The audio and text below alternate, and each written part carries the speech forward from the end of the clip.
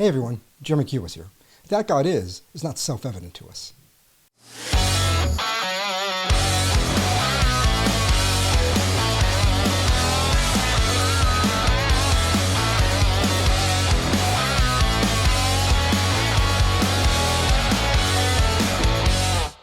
Well-known atheist YouTuber Alex O'Connor, or the Cosmic Skeptic as he also was known as, recently reposted a clip of a video that actually was recorded a year ago explaining why he does not believe in God.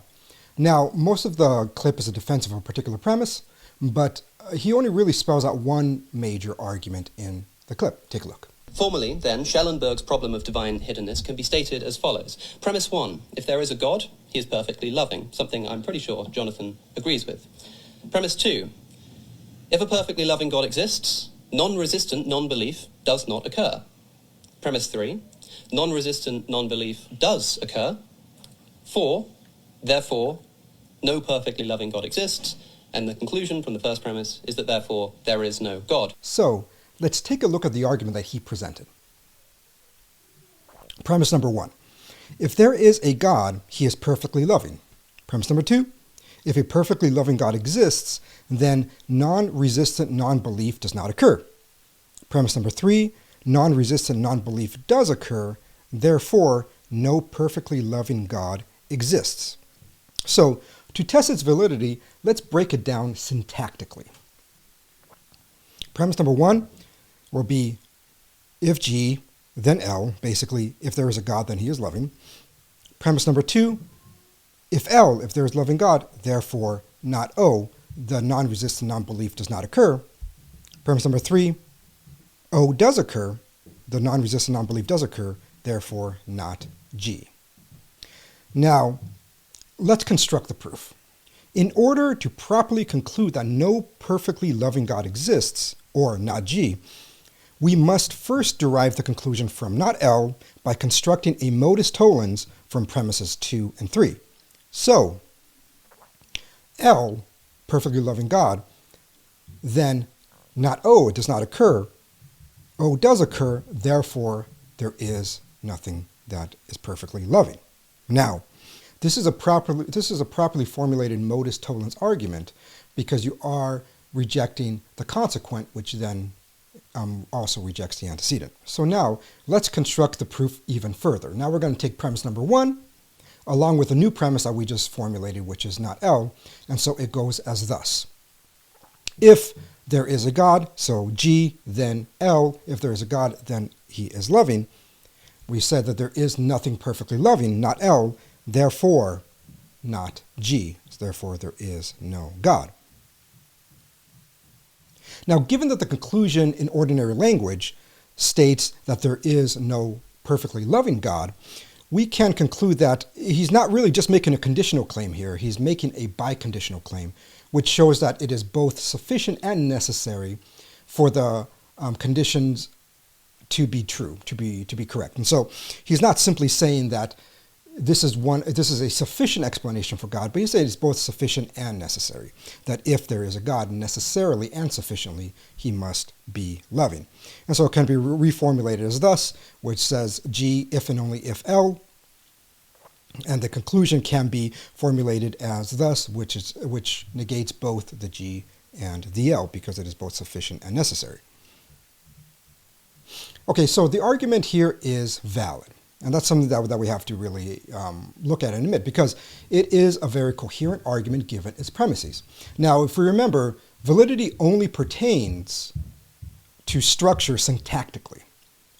In order for an argument to be sound, it must both be valid and the premises and the conclusions true. So now we have to look at this semantically to really break down the argument further. So let's take a look. For whatever reason, Alex, for the rest of the argument, really is attempting to validate or show the truth of validity of premise number 2, and not really just the entire premise, but really only the consequent of premise number 2. Specifically, that there can exist a non-resistant non-belief. Because he already admits that one can simply be resistant to belief, but he wants to claim that that part does not really disprove the existence of God. The only thing that really disproves the existence of God is if somebody is a non-resistant non-believer. And so he basically uses most of his time discussing that, as well as bringing up the very typical and mostly tiresome problem of evil that many of these new atheists present. And so I'm not really interested in that part because let's say I just take his word for it. Let's say, okay, you are a non-resistant non-believer. This I don't see really presents any complication. It can just be true that he's non-resistant, but he just doesn't find anything sufficiently adequate to prove the proposition that God is. And so let's look at premise number one. And I think this is the part that he falls into more of a logical problem. So logically speaking, he wants to begin his first premise by presenting that if there is a God, he is perfectly loving. Now, in order for one to assert this, either, especially if you want to assert it biconditionally, but even if you just want to assert it conditionally, it either would have to be true by definition or would have to be a conclusion that was derived from prior arguments. And so, is it true by definition that if there is a God, he is loving? Or perfectly loving, as he really put it, but even loving at all. Let's say we try to be even more sympathetic to his argument and say that God is loving at all. Now, when you look at God, the proposition that God is, or at least when we look at the definition of what is true by definition, we have to look at what can be accepted virtually by majority, if not all, religions or all systems of belief when it comes to a theistic position.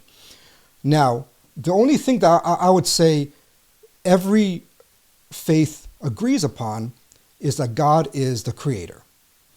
So ultimately, we could say that a more universally accepted definition of God, one that can be biconditional in something that is true by definition, is that God is the fundamental cause of existing things.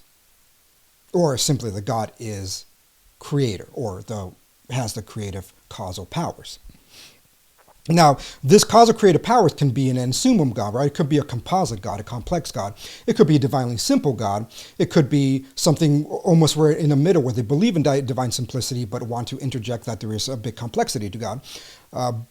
That part really doesn't matter. It could be a Zeus figure, it could be whatever, but the one thing that would be pertaining to the theistic principle in total would be that God is the creator.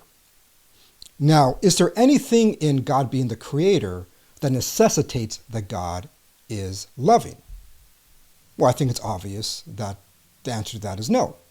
One does not have to accept that God is loving in order for one to accept the theistic position that God is the creator.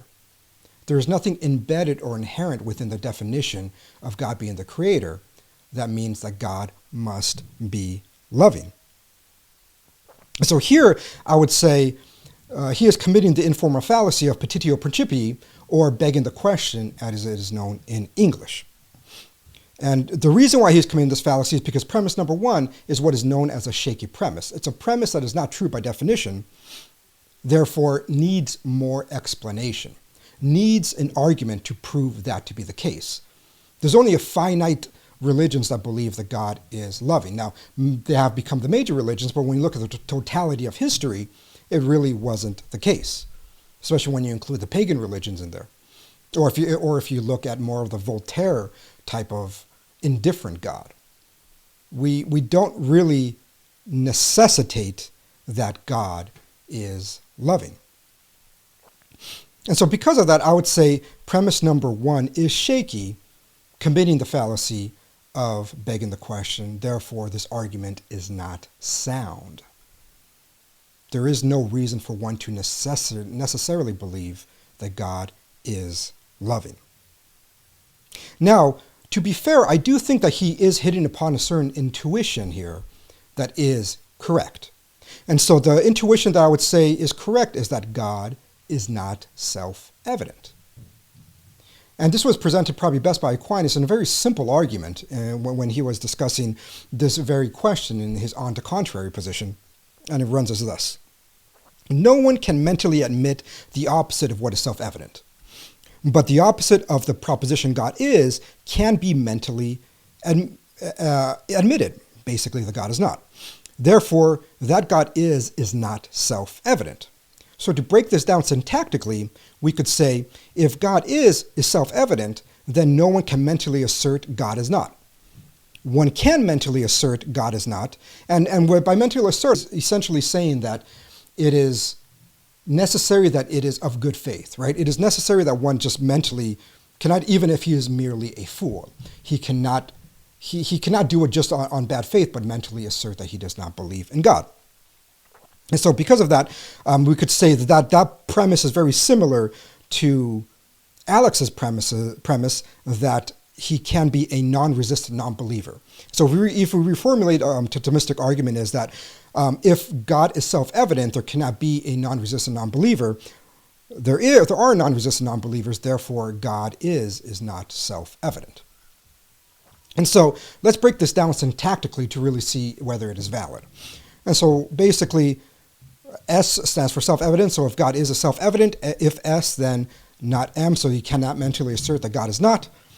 One can assert that mentally that God is not. So M, therefore not S. God is not self-evident. Now this argument is a modus tollens argument. And obviously we just showed that it is valid. Now, but is it sound? Well, it seems as if the premises are true, obviously. Because if premise one obviously is true, because the conditional claim that if God is self-evident, one cannot mentally assert in good faith that God is not.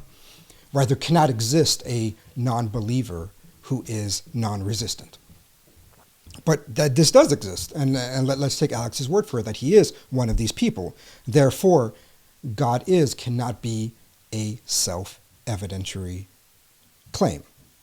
Now, what it seems to me, especially when you kind of review most of the video, is that he's searching for either some kind of empirical or self-evidentiary support for the existence of God. Now, as already was shown by Aquinas here, what's already been demonstrated by Aquinas is that, well, that's not just an improbable reality, that is an impossible one. We cannot have self-evidentiary support for the existence of God. The existence of God can only be brought about through deductions or inductions. And I think more accurately through deductions, if you really look at many of the scholastic tradition. And so it can only be shown by demonstration of deductive arguments. And so what I think we could really at least derive and hopefully agree upon in the end, both Alex and I think everybody in general, is that, well, yes, the existence of God is not self-evidentiary, and nor is it empirically found. We cannot just be nominalistic in our pursuit of understanding the origin of reality, or I don't really mean origin in temporal sense, but origin in the hierarchical sense, that we cannot simply state that we need self-evidentiary support for the conclusion that God is. So, because of that, I think this is where Alex kind of is correct in some ways. Yes, God is not self-evidentiary. However, he is incorrect in his formulation of the argumentation, because premise number one does not necessarily have to be true. It is not true in its definition. And I think this is the part that many of us really struggle with, because just because one can conclude through deduction that God is, it does not mean then, therefore, necessarily we have to accept everything of the tenets of a particular faith. Just because one can demonstrate that God is doesn't mean that Christianity is true. Doesn't mean that Islam is true.